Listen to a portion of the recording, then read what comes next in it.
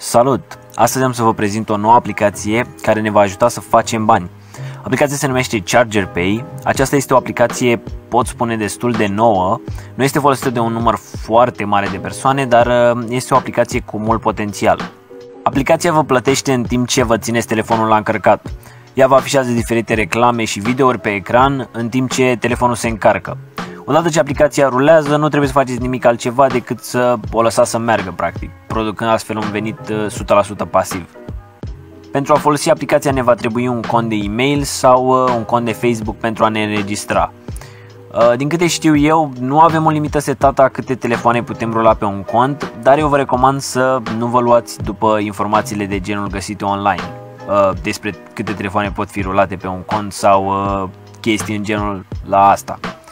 Pentru a fi siguri, eu vă recomand să rulați 2 sau 3 device-uri pe un cont pe fiecare aplicație pe care o găsiți, nu neapărat doar pe ChargerPay.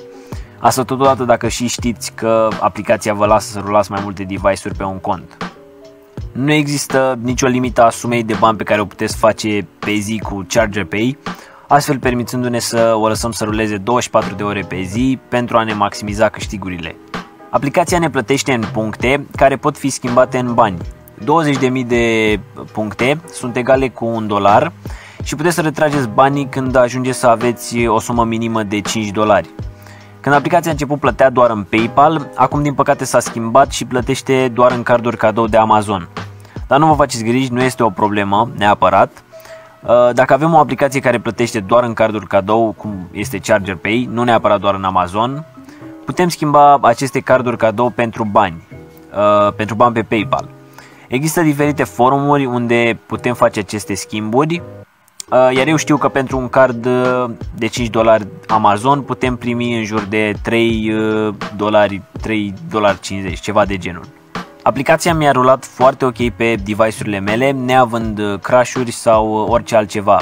Ar trebui să funcționeze pe majoritatea dispozitivelor Android, dar poate avea probleme cu versiunile mai vechi de Android. Cam asta a fost și pentru astăzi. Vă recomand să folosiți ChargerPay. Este, după cum v-am zis, o aplicație pasivă care generează bani fără ca voi să faceți nimic.